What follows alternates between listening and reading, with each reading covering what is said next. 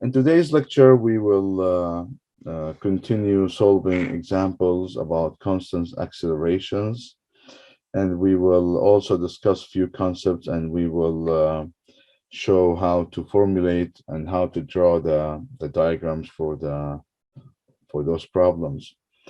We will also introduce, as I said, the gravity, the acceleration due to the gravity. The textbook section we're covering today is from 2.4 to 2.5.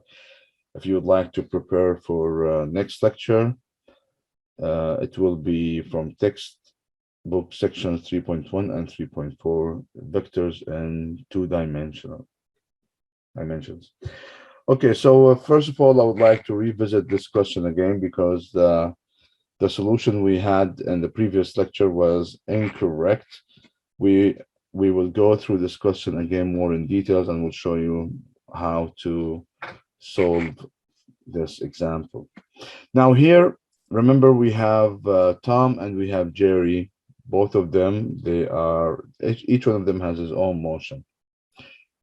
Now Jerry runs past at a constant velocity. So this is extremely important. So Jerry does not change its velocity. Its velocity is constant with a magnitude of 1 meter per second. Tom wakes up and chases Jerry. So the moment that Tom sees the Jerry as my start of the chase. If Tom catches Jerry after 10 seconds, so the word catches here means that Tom has reached the position of Jerry. So the one that determines the catching here is the displacement. They have the same displacement, not the same velocity. Keep this in mind. But all this happened after 10 seconds. So 10 seconds is the chase time. What was the magnitude of the acceleration of the cat? Assume Jerry maintained a constant velocity while being chased. So let's go here now and start formulating that problem. So this is the motion. At the beginning, I will put my positive direction here. This is the reference for my positive direction. And I have picked that direction to be in the same as the motion direction. So what we have here, I will define the 2 points, the 2 important points in my problem here, which is the point, the moment cat sees the mouse,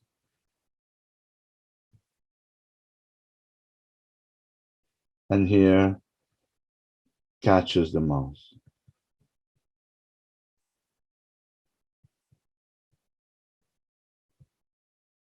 Okay, so all this happened in 10 seconds. So this is Jerry's motion. Jerry has an initial velocity that is 1 meter per second at this moment, and then Jerry's velocity did not change, so the final velocity is 1 meter per second. Okay, now again we said that this point is the point where the chase started. So I will now write, so this is the mouse motion, this is the cat. Here is the moment that the cat noticed the mouse. At that moment, the cat still, I'll give it a prime, 0, because he was just taking a nap, so he was not moving. And then here, I don't know this velocity. Well, the question now is not asking me for this. The question is asking me for the acceleration. So here the cat is running and he is increasing in velocity, which means that the acceleration is pointing in this direction. So the cat is accelerating to catch the mouse, and that's why the acceleration is pointing in the direction of the motion, because he's starting from 0 to reach this v prime, the final velocity, but this is the moment of catching and displacement. So if I say that this is my x naught, which here I'm giving it as a 0. This is my starting point. I'm taking the reference as the starting point when the cat noticed the mouse start chasing the mouse. So this is my x naught, and this is my x, which is the displacement where when both of them had the same became the same displacement. Okay, so that's the problem. Now this time, as I said here, the whole time here is all this happening in 10 seconds.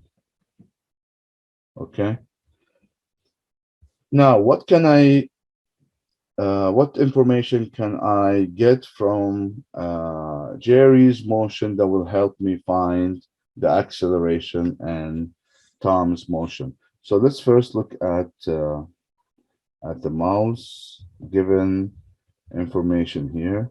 We have constant velocity, which means v naught equals to v equals to 1 meter per second. Constant velocity means linear motion, right? So this is what I know about the mouse, and I also know the time, 10 seconds. So what can I get from this motion? I can get the displacement, right, from this linear x equals to v t plus x naught. So if I take x naught here as my starting point being 0 meter, and my velocity is constant, I can use this equation. So in this case, since x naught is 0, so this one is 0, then I can find x. So x is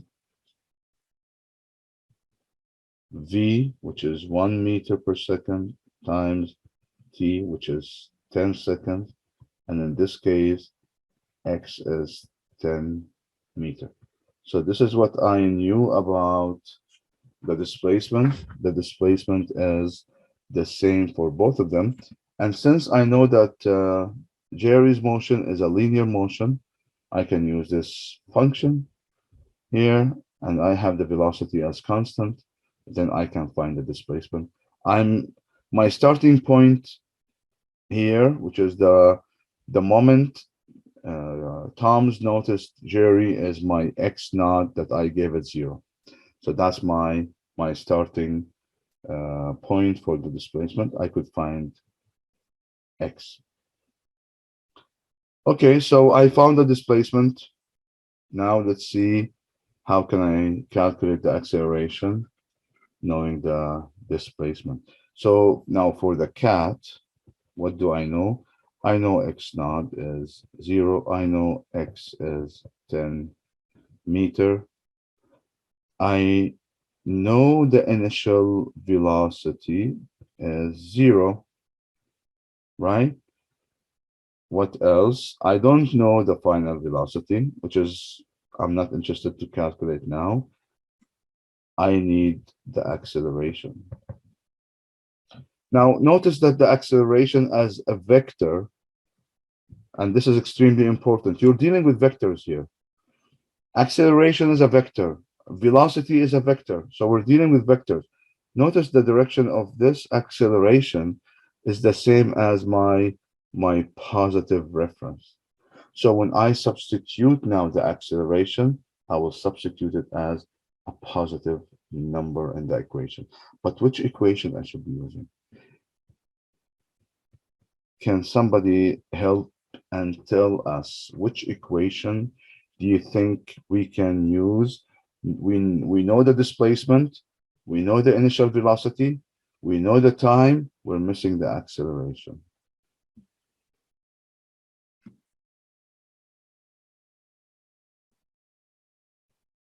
Do you think this equation? Again, I'm not asking you to memorize them, but Later on, with the practice, you will find out that they easily pop up in your head. So yes, it is exactly. So it is x equals to x naught plus v naught t plus half a t squared. So I know the time, I know the initial, I know the displacement, I am after the acceleration. So substituting here, x is 10, x naught again, remember we took it as the reference, so it is 0. V naught for the cat is 0. Be careful. So here we're doing, this is for the cat. This is for the cat. So V naught for the cat, I can put a prime here if you want, as 0. So this is 0 plus half. The acceleration, I don't know, I'm after the acceleration, and t is 10 squared. Why didn't you put the time of 10 times the V naught? 0. 0 times 10. Oh, okay. So you just simplified. Okay. Right, yeah. 0 times 10 is 0. So we ended up with a equals 2 times 10 divided by 10 squared, and in this case a is 0.2 meter per second squared. So the uploaded video from last lecture has been updated, and now this solution is replacing whatever we had there. So the most important point in this problem, that when you have somebody meeting with somebody else, he's meeting at the same displacement, right? So this is the point. So that's why the displacement here has to be the same for both of them, not the velocity. Keep in mind, that here we got A as positive, which means it does agree. And yes, indeed, A is pointing to the right, as you can see here. And this makes sense because the cat starting from 0 and then accelerating to increase its velocity. Any question before we move on to the next slide?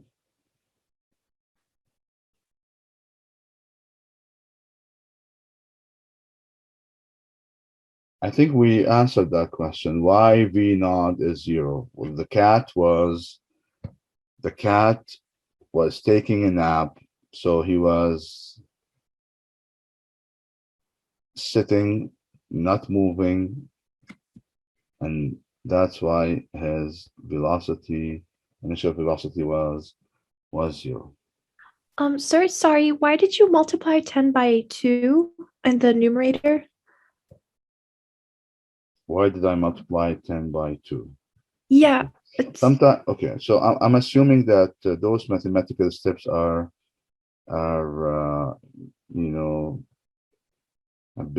you've been dealing with them before. So we have 10 equals to half a 10 squared, which means if you multiply both by 2, this means 2 times 10 equals a 10 squared, and then a is 20 divided by 100. Does this make sense? yeah, it does. Thank you. You're welcome. Okay, so now the acceleration due to the gravity, we know that objects are under the influence of the gravitational forces, and this causes those objects, when you drop them to increase in velocity based on this acceleration, which is the gravitational acceleration. Now, if I am to ask you this question, if I drop a shoe and a piece of paper from the same height above the ground, let's say from a balcony in a condominium, which one hits the ground first, neglecting air resistance? So this is very important. Neglecting air resistance. Which one do you think? Okay, okay, okay. Yeah,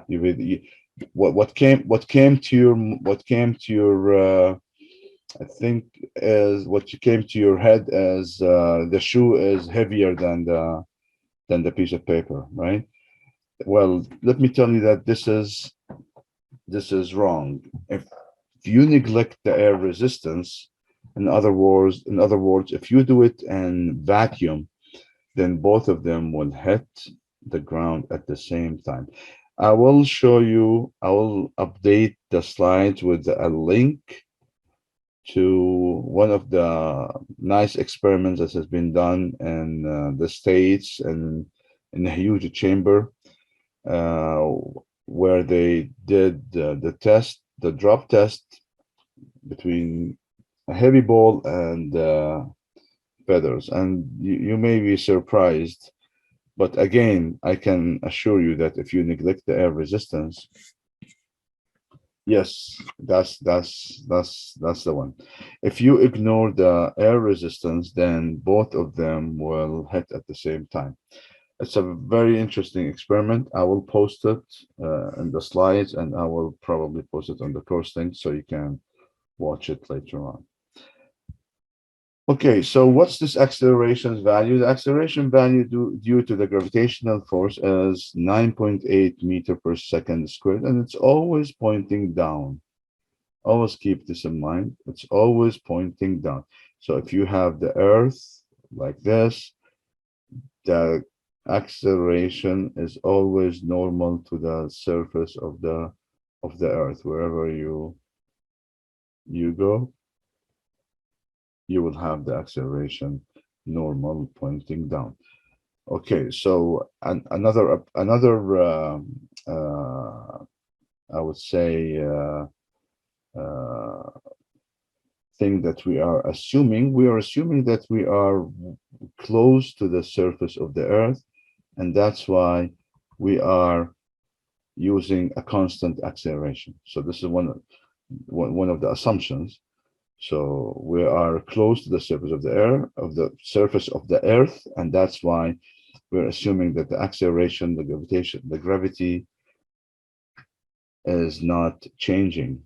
The acceleration is constant 9.8, which means that if you are looking at space or vacuum, we are ignoring the mass here, regardless of the mass, as what we said about this, the bowling ball and the feather. They have two different masses. Regardless of the mass, if you neglect the air resistance, they hit the ground at the same time. So in our course, we will be neglecting the air resistance, and which means that this acceleration or this motion will be regardless of the mass. And at the end, in a free fall, we only have the gravitational force acting on the object, and that is of the gravity. This is of the gravity. So if I am to deal with the gravity, as I said, I'm dealing with vertical motion. And just to give you an idea, I can start, switch the variables. Instead of calling the displacement X, now I have,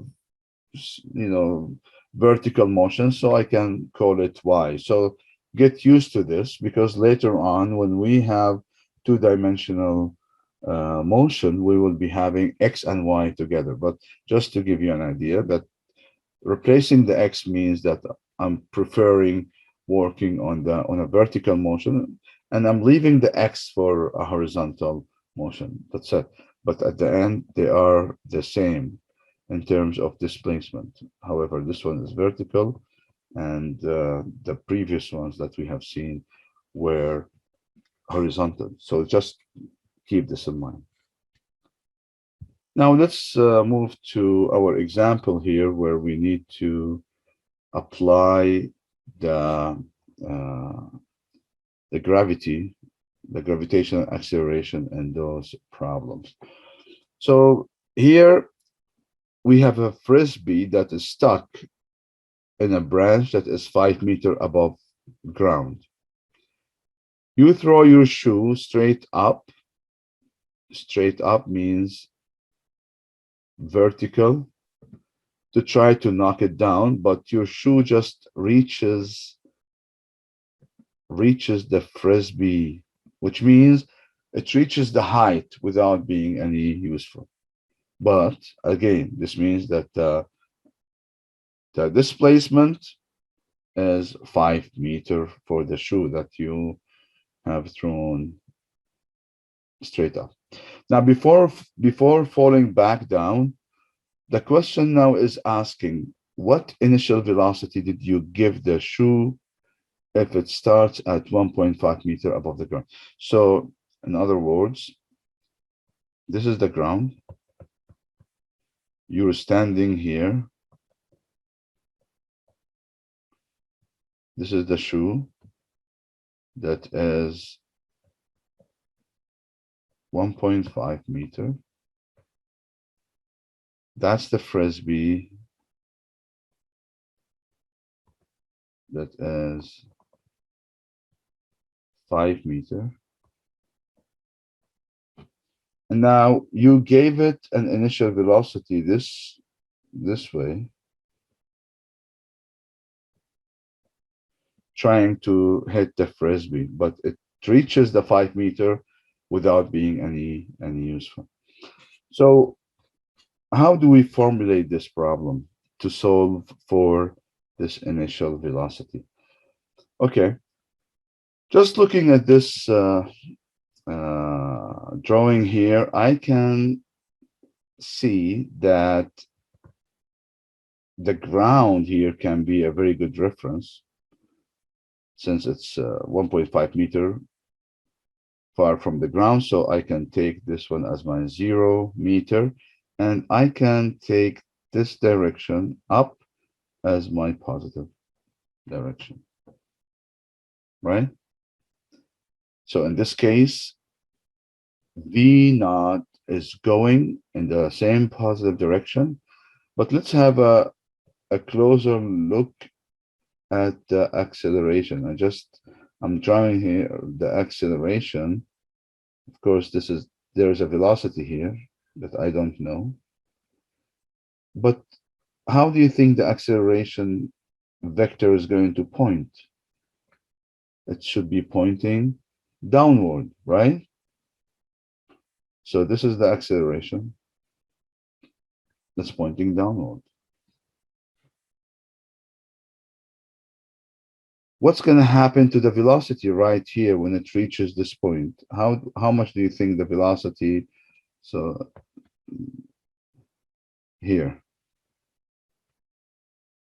the velocity up there, 0. This is the maximum point it reaches and then falls back. So the point that it stops, this moment, the velocity is 0.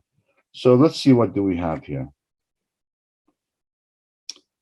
I need the initial.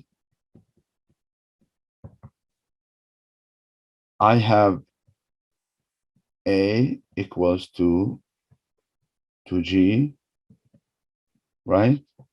A equals to G. However, let me put this one 9.8 down.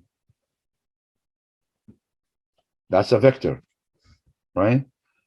I did not substitute it yet. I just put it as a vector. We'll see, but I can see when later on that the direction of my acceleration is in opposite direction of my positive reference, which means that when I am going to substitute it would be substituted as a negative, but let's wait for that now.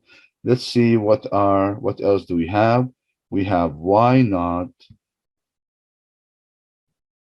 This is y naught. And we have y.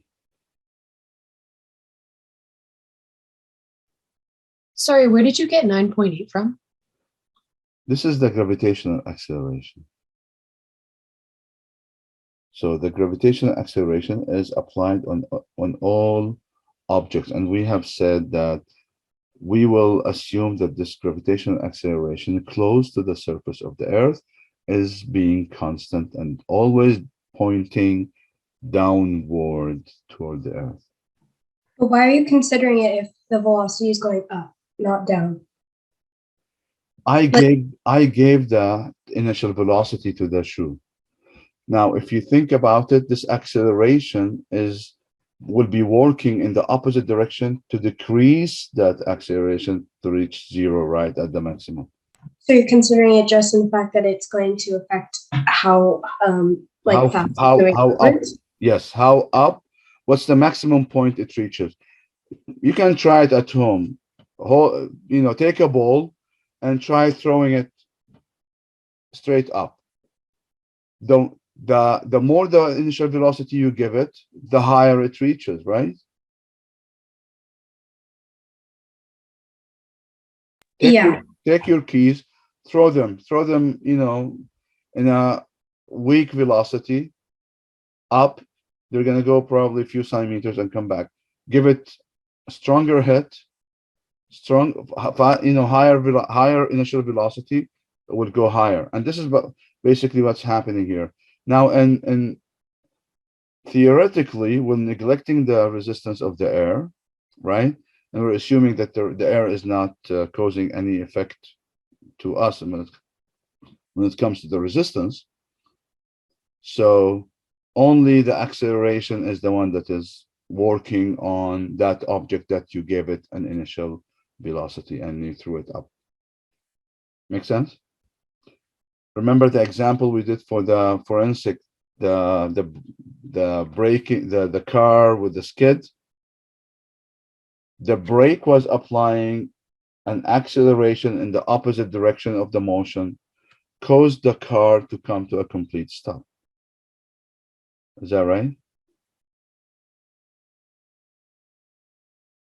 And now the gravitational acceleration is doing the same. The gravitational acceleration is basically causing the velocity to come to a full stop, which basically means coming to a velocity of zero.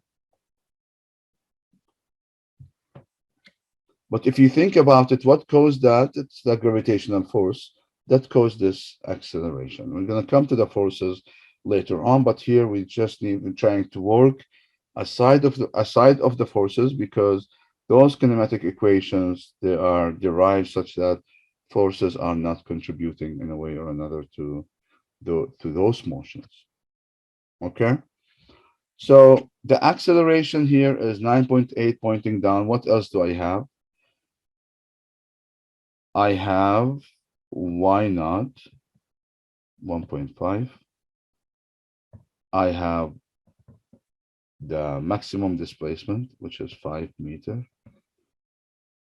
Okay, so which equation do you think I can use to calculate the initial velocity for this problem? I know the displacement. I know the acceleration. I know the final velocity. So if you think about it, v equals to v naught squared plus 2a y minus y naught should work, right? Sorry to interrupt, but why would you not use the second last equation instead? Second last equation. Yeah, the y equals y, the second last from the previous slide. I don't have the time. Okay. Make sense? Yeah. Yeah. So here I know V0. I need V0 plus 2. What about A? What shall I put here? 9.8. Negative. 9 9.8. point, negative 9.8 times 5 minus 1.5. Now, if you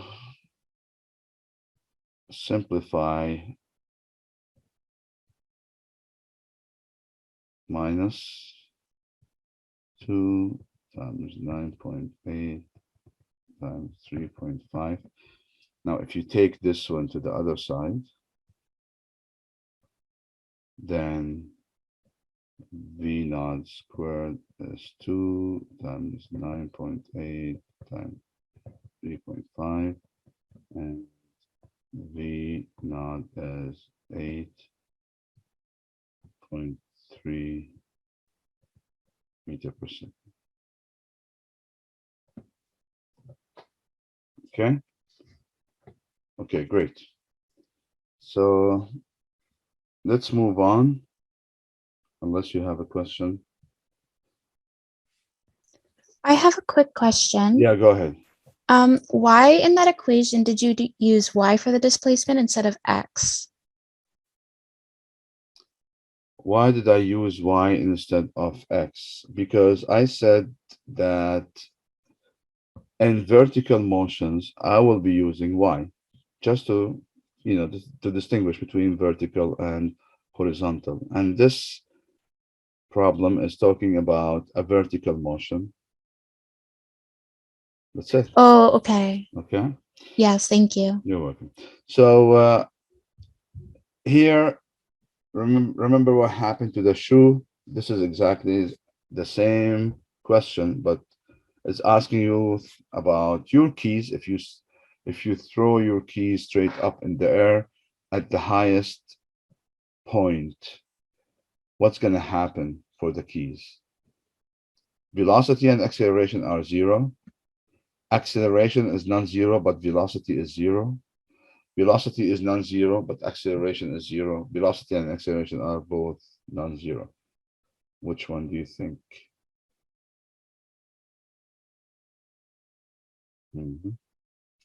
Okay. I'm seeing answers varies between 1, 2, and 3. Okay. So what did we say? What did we say about the velocity at the highest point? 0. Velocity is 0. Okay, so this one has 0. Velocity is 0. And this one's 0. Velocity is 0. This one, velocity non-zero, so 3 is wrong. This one, velocity, both of them are 0. Fine. What happens to the acceleration? The acceleration is not going to change. The acceleration is constant. Thank you. Yes, you're right. So if the acceleration is constant, then 1 is wrong and 4 is wrong. So 2 is the answer. Indeed, the acceleration is not going to change within our assumption that that we're moving, in an air in a region that is close to the surface of the Earth, which is yes. However, the velocity is going to become 0. Okay, so let's move on. We have here Gord throws a stone vertically downward from a bridge with an initial speed of 14.7 meter per second, just to see how far down it really is. If the stone hits the water below 2 seconds later, what is the height of the bridge above the water where Gord is standing? So let's draw this problem. It's very important. When you draw it, it becomes easier to understand. And let's look at this as the bridge here, where Gord is standing, and that's the stone, and then he threw the stone down this way with an initial velocity of 14.7 meter per second. What do we need to find? We need to find the height. So we're talking about, so let me take this as my y naught equals to 0. This is my reference. And this point here is my y. And now let me take the reference to be positive, pointing down this way. So what else do I have here? I have here the acceleration pointing downward, right? So the acceleration that is equals to g is pointing downward. So we have a, that is g, and this is 9.8 down. So this is as a vector. So just to keep in mind, right? Now, what else do I have? I have the time from here to here. From here to here, time is 2 seconds. What do I need? I need to find y, the displacement. So I have here y naught as 0. I have y that I need to find. What else? I have the initial velocity. The initial velocity is 14.7. If I am to write it as a vector, just to show you, I should be writing it this way, right? It's pointing down. Now notice that my positive reference is pointing down. So whenever I write my equation, I have to keep in mind, how are those vectors pointing, and with respect to my reference, So which equation do you think I should be using? I have the initial velocity, I have the acceleration, I have the time,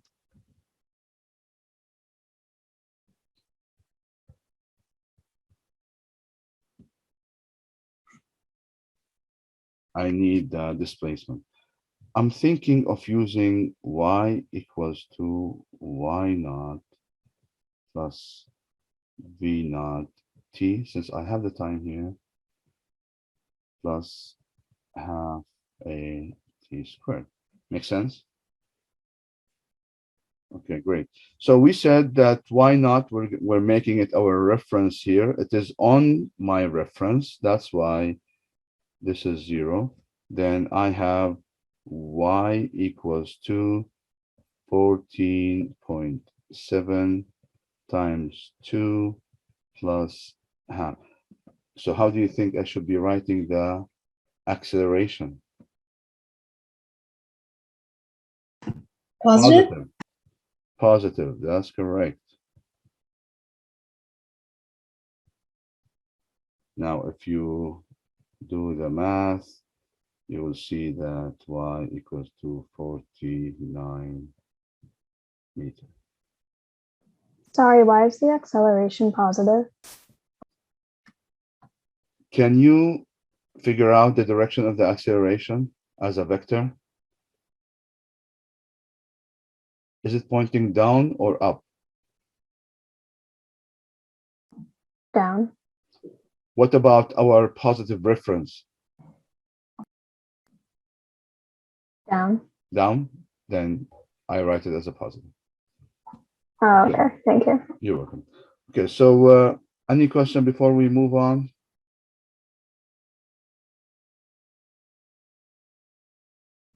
So let's move to our last example for today. In this example, we have Jeremy throws his biology textbook upward from his window. I don't agree with that, but anyway, with a speed of 2 meters per second. Vanessa throws her chemistry textbook downward with an initial speed of 2 meters per second from the same window, right? To answer your question, the gravitational acceleration is always pointing down. The gravity.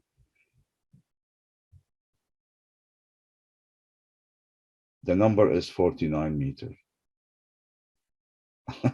You relate to Vanessa. Okay. So Vanessa throws her chemistry textbook downward with an initial speed of 2 meters per second from the same window.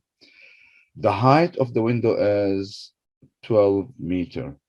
How much longer does it take the bio book to reach the ground?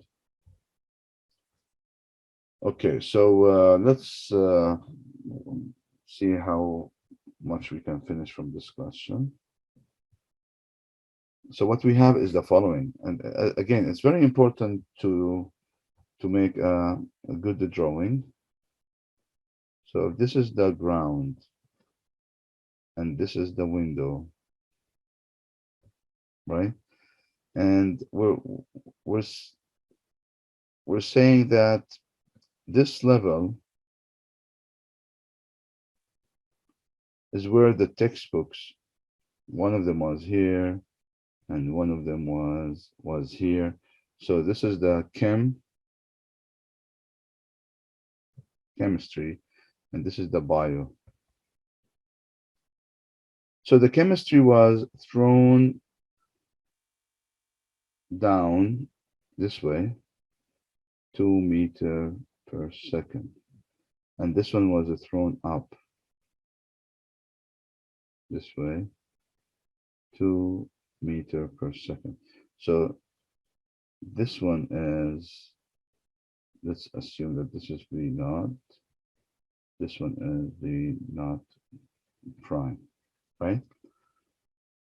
The height is 12 meters. And what do we have here? Let me assume that my positive direction is pointing this way. By the way, this is not necessarily has to be the direction you take. You could have taken it, you know, up. It's going to give you the same answer. So I need to calculate the time the chemistry book is going to take, going from that point till it reaches the ground. So here is V prime. So let me start again with the chemistry. And remember here, the acceleration is, the gravitational acceleration is pointing down. So here I have A prime equals to G. So for the chemistry, I have A prime equals to G, and this is 9.8 down. Okay, so what else do I have? I have V naught prime as 2 meters based on the vector. V naught prime vector is 2 meters per second down. Also in the same direction as my positive. I intentionally put them as vectors just to show you that when I substitute them, I have to look at my positive reference and substitute them accordingly. So now what do I need to find? I need to find T. Let me call this one T prime. Which equations I should be using? I have, this is again my Y naught, which is 0 here at my reference. And this is Y equals to 12 meters, right? So I have Y naught as 0. I have Y as 12 meters as well. Again, the displacement, the positive direction, that's why Y is positive. So which equation I should be using?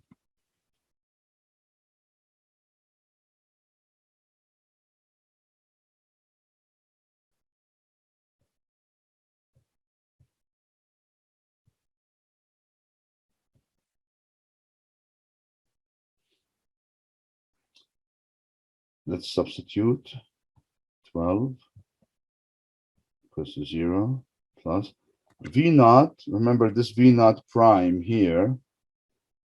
Let me put this one as a prime, because we're using prime, the chemistry. V naught prime is down, positive reference is down, so I'll write it as 2 times T, the one that I want to calculate, plus half A prime is pointing downward as well, so substituted as positive 9.8 times T prime squared. Rearranging this equation, what do I get? 4.9 T prime squared plus 2 T prime minus 12 equals to 0. This is a quadratic equation, right? That's a quadratic equation. If you want to solve it, V naught the prime is positive. V naught the prime is pointing down, and my positive reference for the direction is pointing down, which means when I solve it here, T prime equals to minus B plus minus B squared minus 4AC